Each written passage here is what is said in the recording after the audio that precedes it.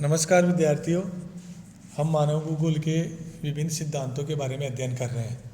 इससे पूर्व हमने मानव भूगोल के दो सिद्धांतों के बारे में विस्तृत अध्ययन किया है, क्रियाशीलता का सिद्धांत और पार्थिव एकता का सिद्धांत। आज हम मानव भूगोल के तीसरे सिद्धांत वातावरण समायोजन के सिद्धांत के बारे में अध्ययन करेंगे।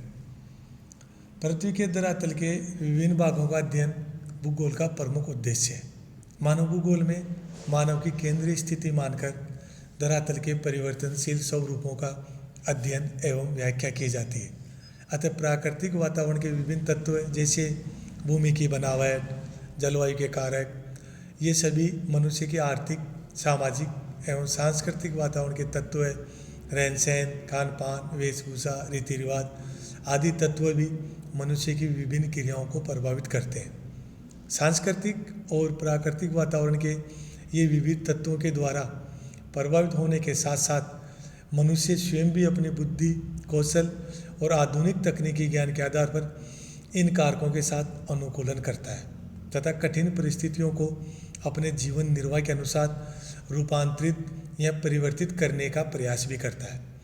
इस अनुकूलन और रूपांतरण करने की प्रक्रिया को ही हम वातावरण समायोजन का सिद्धांत कहते हैं। अर्थात मनुष्य कहीं अपने आप को वातावरण के अनुसार खुद को बदलता है, जहाँ अपनी तकनीकी और बौद्धिक विकास के अनुसार कहीं वातावरण को बदलने की कोशिश करता है। इस अनुकूलन और रूपांतरण या परिवर्तन की प्रक्रिया को हम वातावरण समायोजन कहते हैं।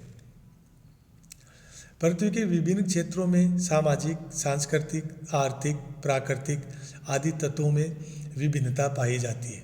अतः एक प्रदेश से दूसरे प्रदेश या क्षेत्र में जाने पर मनुष्य को इन विभिन्नताओं का सामना करना पड़ता है, जिसके कारण उसे अपने जीवन निर्वाह हेतु वातावरण के साथ समायोजन करना पड़ता है।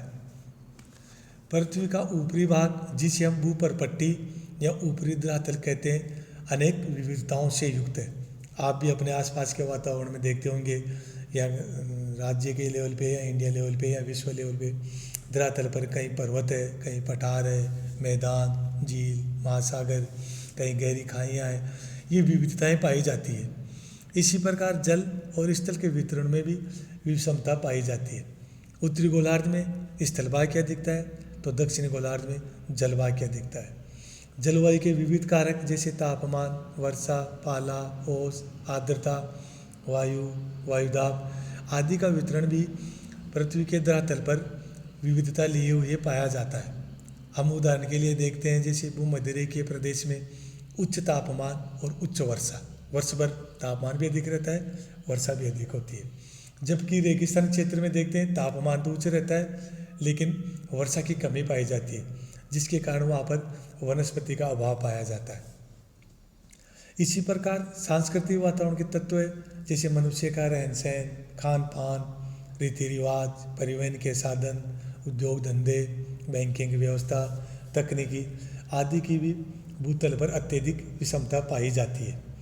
इन विविधताओं एवं विषमताओं के कारण एक क्षेत्र के मनुष्य जब दूसरे क्षेत्र या प्रदेश में जाते हैं तो धीरे धीरे वहाँ के वातावरण के अनुसार अपने को बदलने की कोशिश करते हैं, और ये जो बदलने की कोशिश है इसी को हम वातावरण समायोजन कहते हैं।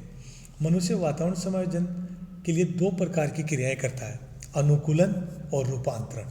रूपांतरण को हम परिवर्तन भी कहते हैं।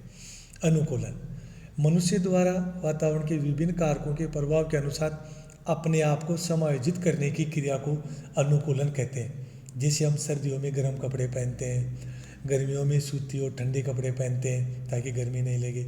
ये अपने एक अनुकूलन की प्रक्रिया है। इस अनुकूलन की प्रक्रिया को हम पुनः दो भागों में विभाजित कर सकते हैं, आंतरिक अनुकूलन और बाह्य अनुकूलन। आंतरिक अनुकूलन के अंतर्गत मनुष्य वातावरण के अनुसार बोलचाल, खान पान, रहन सहन आदि के अनुसार अपने आप को बदलता है।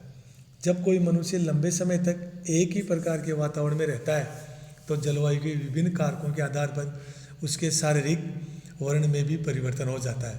जैसे मान लो कोई यूरोपीय अमेरिकन देश का परिवार भारत के दक्षिणी भाग या कहीं और उष्ण कटिबंधीय क्षेत्र में रहने के लिए आता है तो उसके शरीर की त्वचा का रंग धीरे धीरे श्वेत या श्याम वर्ण में परिवर्तित हो जाता है।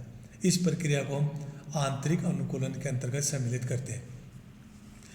ये आंतरिक अनुकूलन भी दो प्रकार का होता है, ऐच्छिक और अनैच्छिक। अनैच्छिक को प्राकृतिक भी कहते हैं। मान लो जैसे एक यूरोपीय परिवार जब केरल में आकर बस जाता है तो उसे प्रतिदिन की आवश्यकता की वस्तुएं खरीदने बाजार जाना होगा, और वहाँ पर मलयाली भाषा बोली जाती है, वो जानता नहीं है तो उसे यहाँ मलयाली भाषा भी सीखनी होगी। इसके अतिरिक्त वह यहाँ की संस्कृति, रहन सहन तथा खान पान के बारे में भी जानकारी लेनी होगी। इस प्रकार ये यूरोपीय परिवार केरल में आने के बाद यहाँ की भाषा भी सीखेगा, रहन सहन, खान पान के नए तरीके भी सीखेगा। उनका यह कार्य ऐच्छिक आंतरिक अनुकूलन कहलाता है। वो अपनी स्वेच्छा से सीख रहा है। लेकिन जब ये परिवार लंबे समय तक यहाँ रहेगा तो आने वाली पीढ़ियों में त्वचा के रंग में श्याम वर्ण के कण बन जाएंगे। यह परिवर्तन अनैच्छिक आंतरिक अनुकूलन कहलाता है। इसे प्राकृतिक अनुकूलन भी कहते हैं। मलयाली समाज के रहन सहन एवं वेशभूषा को अपनाना बाह्य अनुकूलन कहलाता है। वातावरण समायोजन की क्रिया को एक टेबल के द्वारा भी समझाया गया है। वातावरण समायोजन करने के लिए मनुष्य दो क्रियाएं करता है। अनुकूलन, जिसमें कोई भी जीव, मानव हो या पशु पक्षी हो, वो वातावरण के अनुसार अपने आप को ढाल लेता है या खुद को परिवर्तित कर लेता है। इसको हम अनुकूलन कहते हैं। और फिर हमने अनुकूलन को आंतरिक और बाह्य अनुकूलन दो भागों में बांटा है, जिसके बारे में मैंने आपको अभी ऊपर अध्ययन में बताया है। फिर आंतरिक अनुकूलन के दो भाग हो गए, ऐच्छिक, जो मनुष्य स्वयं अपनी इच्छा से परिवर्तन कर रहा है, और प्राकृतिक, जो लंबे समय तक रहने के कारण उसमें अपने आप परिवर्तन आ जाते हैं। दूसरा है परिवर्तन, जिसमें मानव या जीव जंतु किसी भी वातावरण में या किसी भी वातावरण को अपने अनुसार परिवर्तित कर लेता है, जो इसमें प्राकृतिक वातावरण में परिवर्तन या फिर सांस्कृतिक वातावरण में परिवर्तन। दूसरा है परिवर्तन। प्राकृतिक वातावरण के विभिन्न कारकों की कठोरता से बचने के लिए मनुष्य जो कृत्रिम उपाय अपनाता है उसे रूपांतरण कहते हैं। उदाहरण के लिए, जैसे यदि मान लो शीतोष्ण जलवायु के देशों में निवास करने वाले मनुष्य उष्ण जलवायु वाले प्रदेश में आते हैं तो वातावरण को अपने अनुकूल करने के लिए प्रशीतक, रेफ्रिजरेटर, वातानुकूलित कमरों एवं गर्मी से बचने के लिए छतों का प्रयोग करता है। ये प्रक्रियाएं वातावरण का रूपांतरण या परिवर्तन की प्रक्रिया कहलाती है। अतः अनुकूलन एवं रूपांतरण की सम्मिलित प्रक्रिया को ही हम वातावरण समायोजन कहते हैं। समायोजन की प्रक्रिया पृथ्वी के विभिन्न जलवायु प्रदेशों में भी चलती रहती है। जैसे उदाहरण के लिए मैं आपको बता रहा हूँ, टुंड्रा प्रदेश के निवासी कठोर शीत जलवायु से समायोजन करने हेतु शिकार करना, बर्फ के मकान बनाना, सील मछली की चर्बी जलाकर अपने मकानों को गर्म करना आदि क्रियाएं करता रहता है, क्योंकि टुंड्रा प्रदेश में वर्ष भर तापमान 0 डिग्री से नीचे रहता है और यहाँ पर कठोर शीत जलवायु पाई जाती है। वहाँ कृषि के लिए धरातल का अभाव है, वर्ष भर शीत जलवायु रहती है, अतः वहाँ के निवासी अपने आप को वातावरण के अनुसार समायोजित कर लेते हैं।